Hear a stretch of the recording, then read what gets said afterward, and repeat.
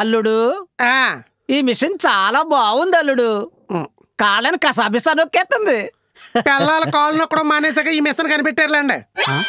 మీ పదాల్లో స్పష్టత బాగుంటుంది. దానికంటే చిన్నప్పటి నుంచి తెలుగు పుస్తకాలు చదవడం ఎన్న అలవాటా లేదంటే ఎలాగా?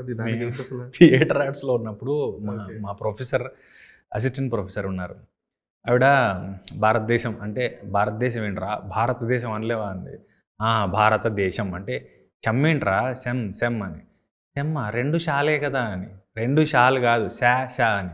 సో నేను తెలుగులో చదువుకున్నా కూడా చిన్నప్పటి నుంచి ఇలా నాకు ఎవరు చెప్పాలా? మరి అది విద్య చెప్పే వాళ్ళలో తప్పుందా, ప్రాక్టీస్ చేసే పిల్లల్లో తప్పుందా నాకు తెలియదు. కానీ లా నా సే షా నా న్యా ఇవేవైతే కొన్ని తెలుగు ఇవి ఆల్ఫాబెట్స్ ఉన్నాయో ఇప్పటికీ నేను క్రాక్ చేయలేకపోయాను.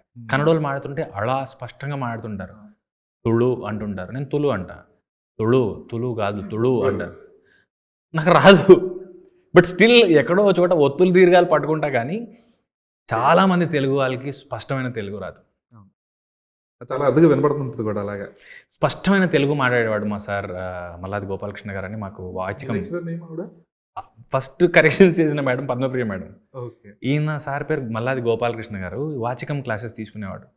ఆయన ప్రసంగోపన్యాసాలని ముందు స్పీచ్ ఇస్తారు కదా, ఇంట్రడ్యూస్ చేయడం అలాంటివి. ఆయన తెలుగు మాట్లాడితే చెవుల్లో అమృతం పోసినట్టు ఉండేది. స్పష్టంగా ప్రతి అక్షరం ప్రతి పదం ఎంత బాగా చెప్పేవాడంటే ఇది కదా తెలుగు అంటే అనిపించింది. అది చాలా అరుదుగా వినిపిస్తుంది.